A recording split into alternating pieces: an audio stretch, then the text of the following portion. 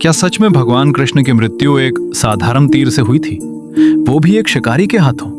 यह सुनकर कोई भी चौंक जाएगा, लेकिन यही है सच्चाई। भगवान कृष्ण का अंत किसी युद्ध में नहीं, बल्कि एक शांत जंगल में हुआ था। महाभारत के बाद जब द्वारका में यदुवंश के बीच कलह और विनाश शुरू हुआ, तब कृष्ण ने समझ लिया कि उनका पृथ्वी पर समय पूरा हो चुका है। एक दिन प्रभु जंगल में पीपल के पेड़ के नीचे ध्यान मुद्रा में बैठे थे। उनका एक पैर दूसरे पैर पर रखा हुआ था और उनका तलवा हिरण के मुख जैसा दिखाई दे रहा था। उसी समय एक शिकारी जिसका नाम था जरा वहां आया। उसने दूर से कृष्ण के पैर को हिरण समझ लिया और बिना सोचे समझे तीर चला दिया। तीर सीधे जाकर प्रभु के पैर में लगा। जब शिकारी पास आया तो उसने देखा कि उसने किसी साधारण हिरण को नहीं, बल्कि स्वयं भगवान कृष्ण को घायल कर दिया है। वो डर के मारे कांपने लगा और प्रभु के चरणों में गिरकर माफी मांगने लगा।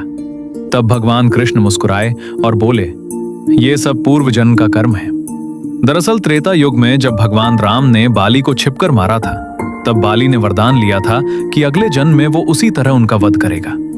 वही बाली इस जन्म में जरा नाम का शिकारी बना और उसी कर्म का फल पूरा हुआ। इसके बाद भगवान कृष्ण ने शांत मन से अपने शरीर का त्याग किया और अपने दिव्य धाम लौट गए।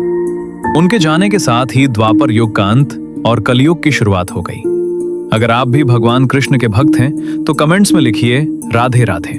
और ऐसे ही सच्ची और रोचक कथाओं के लिए चैनल को अभी सब्सक्राइब जरूर करें।